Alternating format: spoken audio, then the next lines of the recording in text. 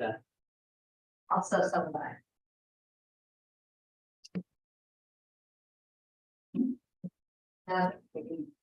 Yeah. That's great. Fine. He must have gone on a big. Look how happy he is. So this is what this looks like.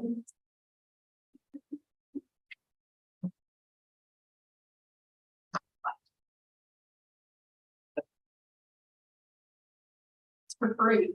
It's for free.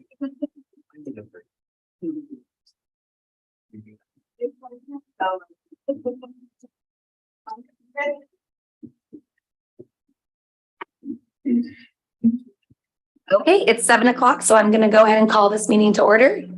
Please rise and join me in saying the Pledge of Allegiance.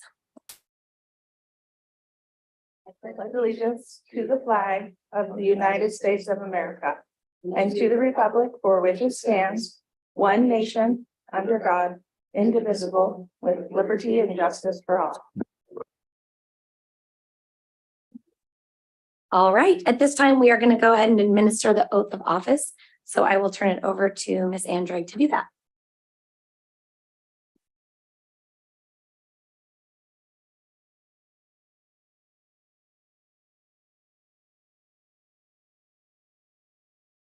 Okay, directors, please rise.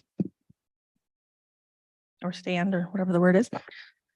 All right, you all have a copy of this in front of you if you want to go ahead and follow along and repeat after me.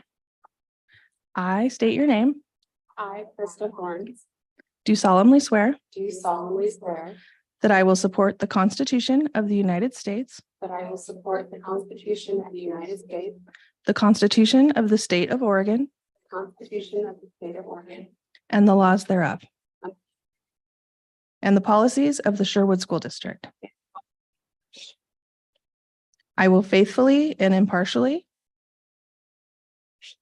discharge the duties of the office of school board member according to the best of my ability during the term for which I have been elected. Okay, thank you. All right, thank you. And welcome, you two. Welcome to the table. It's going to be really exciting. Okay, next on our agenda, we are going to look at the consent agenda. This is an item, I realized that all year I didn't really address it, but if you're new with us or it's the beginning of our year, really just to, this is information that we look at ahead of time, that we review, that we kind of have already, agreed to look at in advance. And so at this time, we are just looking to pass it. Is there a motion to pass the consent agenda? Before we do the consent agenda, we need to elect chair and vice chair. Oh, I skipped that. We'll do that first. Back up. Before we do that, we're going to elect the board of directors chair and vice chair. Are there any motions? Yes, I would like a motion nominating Abigail Hawkins for chair. Thank you. Is there a second? I second. All those in favor say aye. Aye. Opposed? All right, it's me again, 5-0. Is there a motion for a vice chair? Vice chair. Oh, you turned it off. There you go. I would like the motion vice chair, Krista Thorne. Thank you. Is there a second? Second. All those in favor say aye. Aye. Opposed? All right.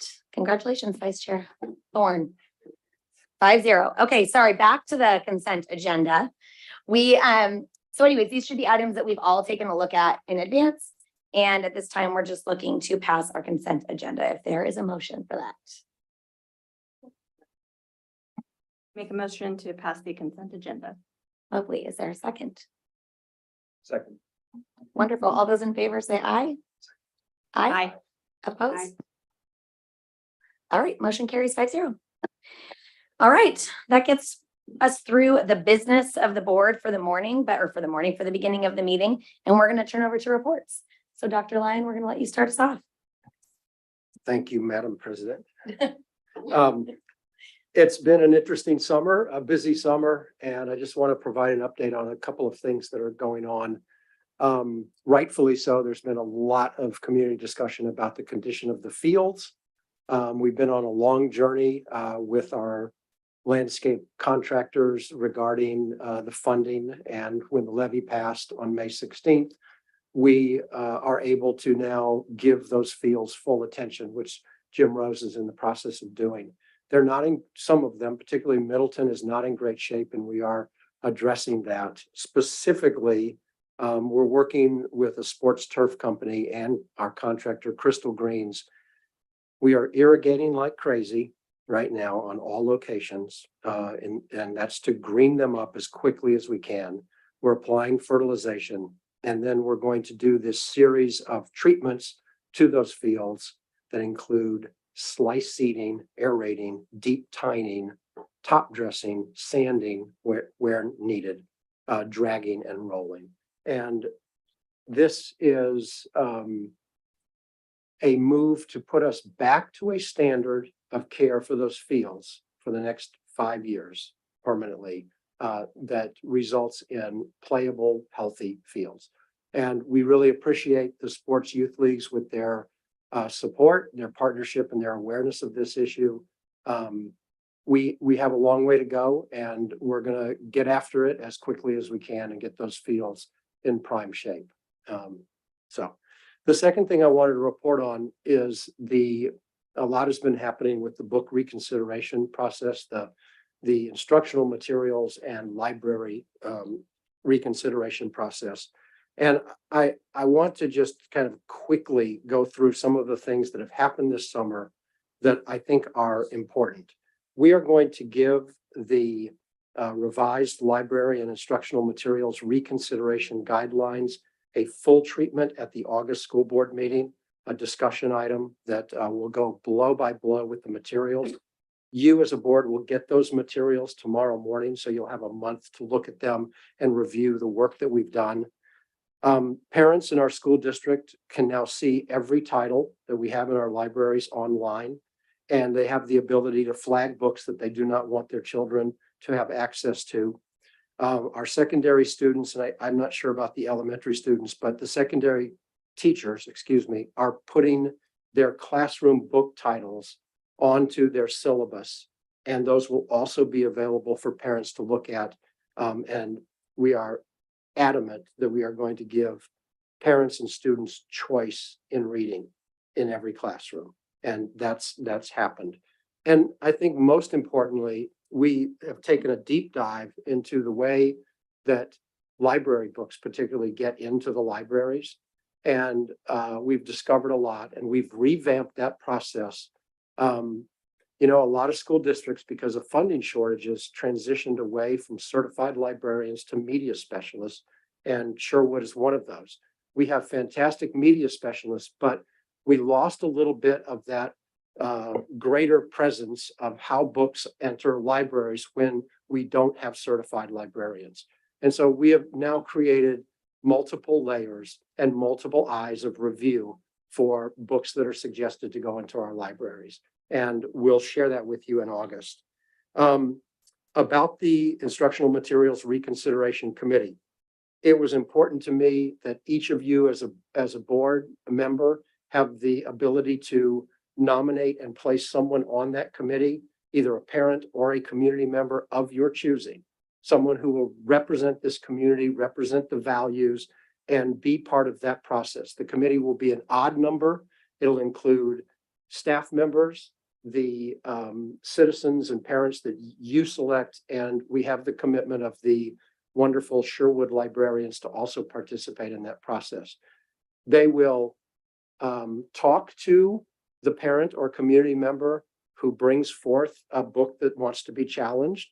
They'll ask them questions. They'll try to gain that understanding of why that person feels that material is objectionable. They will then have discussion amongst themselves. They will ultimately vote and write a report on their decision. And it is a binding decision. The reconsideration committee is the administrative guidelines that districts use, whether they're ARs or just the guidelines. That's it. It's not appealable to the school board, because otherwise, what's the point of the reconsideration committee? And that committee is responsible for thoroughly vetting the material that's challenged. And we're very excited and interested to see how that's going to work. Will the people that you nominate will be a 1-year term for now. We'll see how that goes. And if we want to put it as a 2-year term, or we'll decide. So it's pinned down, but we're going to learn a lot in the coming months. And then the final thing, I want to talk about Sherwood High School and what we're trying to do there to improve the external environment. We are putting in speed bumps on that west road that has the gates. When those speed bumps are in place, it will allow us to open those gates at all hours except when the buses need to come and go. That is going to require a staff member from Sherwood High School to go out there and man that gate so that the buses can leave on time and enter on time. And we're going to work through the details of that. But one of the goals is to get those gates open so we can have better traffic flow in and around Sherwood High School. The presence of speed bumps in that upper road is coupled with a need for speed bumps in the main parking lot. And we're having a little bit of a discussion with the fire department about where and how we can place those. So that may be the second set of speed bumps that goes in. We have a great plan for, Jim, how many handicap access spots? How many? 13. So when football season starts, you're going to have right next to the stadium 13 designated handicap spots with a clean thoroughfare to go and have people park there. And that is much, much needed. And we've got a plan. Jim did a great job working with the architects on that. We have a goal to improve signage there. A lot of feedback last year was parents and visitors particularly didn't know where to go. They don't know where to go. And we are looking at that whole plan. I had a goal of putting that in this summer. I don't think we're going to make it. It's currently in design with the architect. Okay, it's in design. So anyway, those are exciting things. I almost feel like this is bond money that finishes Sherwood High School to some extent. And so that's what has been happening this summer. A lot. Thank you. That is a lot. And those are really good updates. And those are not small things to accomplish. So I know I speak for all of us when I say that we are very appreciative of the time and energy to do that, especially all the book reconsideration stuff. That is a huge step forward from where we were when we began this conversation. So I'm excited to see how it works out and what tweaks need to be made, but that's wonderful. So thank you. All right, we'll go down the line if anybody has reports. So Director Thornton, you're up first if you have a report to make. Well, being new to the board, I don't have a lot to say, other than I just want to say I'm excited to be a part of this board. As many of you know, I used to be a teacher and a teacher even here in Sherwood. And, even though it was 10 years plus ago, I think about the classroom quite a bit. And so I'm excited to, in a small way, get back involved in public education again. So, yeah, thank you for having me on the team. And I'm looking forward to it. Awesome. Thank you. Director Mueller. Thank you, Abby. I will echo Matt too, a newcomer and excited about my term and my participation with the community as well as board members and the administration. I've been around a long time, seen a lot of things, a lot of people come and go, know a lot of faces. So I think that will all be positive impact and it'll be fun. I'm looking forward to it. Okay, Director Carson. I'm just going to piggyback on that. Even though I'm not new, I'm new to the position 1, and I'm excited to be here for 4 more years. And then finishing out that 1-year term. So I'm excited to work together and work with all of you and continue the great progress that we've had in 1 year. We did an amazing thing in this town. And so I look forward to continuing that with each of you. And I've come a long way since junior class secretary. Director Thorne. Thank you. I would like to welcome our new members, Director Thornton, Director Mueller. I think that I see a future with a lot of great collaboration, and that's always going to be the most successful component of a team. So I look forward to that. I want to thank Dr. Lyon and his staff and his team.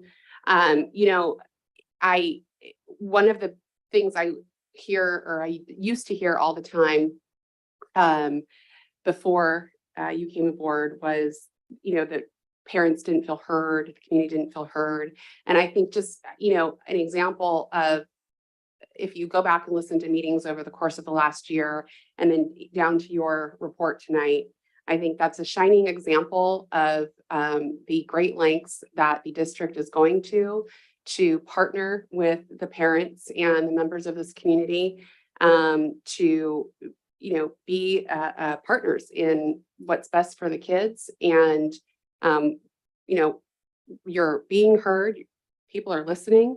And so I want to thank the community and the parents for giving us the continued feedback that they give. It's invaluable.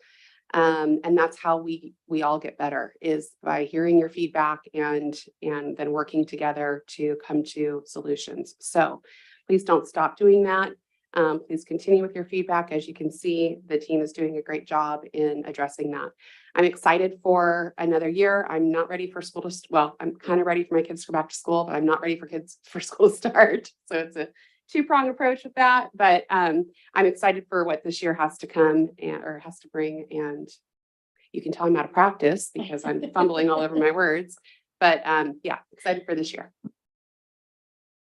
I know I'm out of practice too, clearly, but summer's been good. I almost feel so guilty that you guys don't really have this summer break, because it has been nice to take a break, and especially after the campaign, which was amazing. And I think we ran on adrenaline most of the time, but it's just nice to like have a minute, see my family again, like remember what they look like. And now I feel like I'm getting ready to do this again, and I'm excited to do this again. And I hope this year that when I go into schools, I'm not going in there just to like, you know, lift people's spirits and hope them understand that we're going to be in a better place. Now it's to like really celebrate that we are still in a good place, and all the things that they're able to do because of that. So, or continue to do because of that, really. I don't have anything else to report. We will move on into public comment. I believe we have one for this evening. It was an electronic comment, correct? Yep. And Mr. Emmert will read it for us. Thank you. Do we need to wait for a timer? Okay.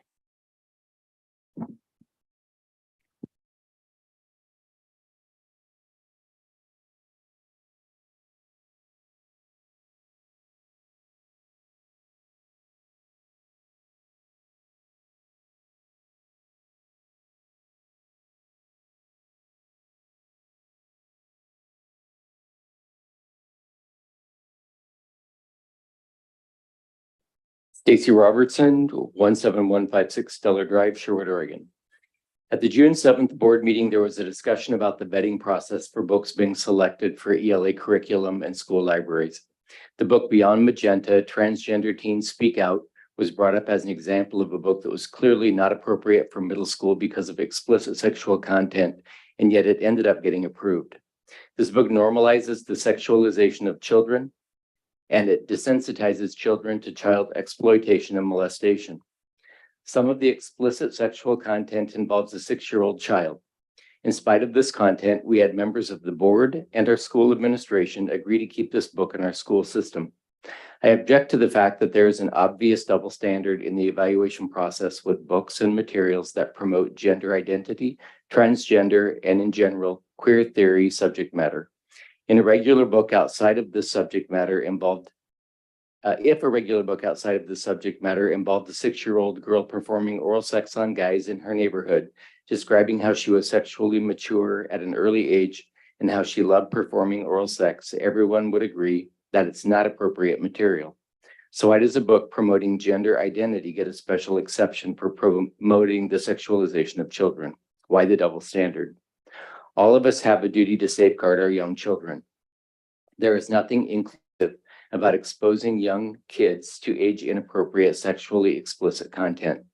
The new obsession with K-12 schools bringing gender identity and queer pedagogy into our schools is harming the overall well-being of our kids.